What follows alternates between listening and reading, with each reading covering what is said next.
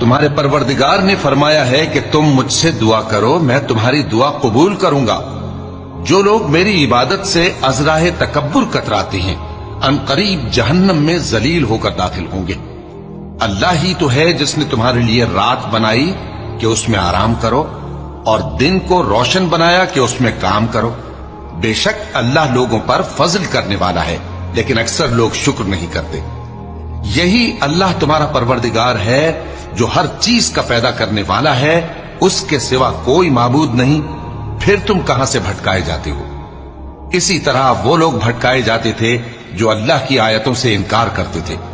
اللہ ہی تو ہے جس نے زمین کو تمہارے لیے ٹھہرنے کی جگہ اور آسمان کو چھت بنایا، اور تمہاری صورتیں بنائیں اور صورتیں بھی اچھی بنائیں، اور تمہیں پاکیزہ چیزیں کھانے کو دیں۔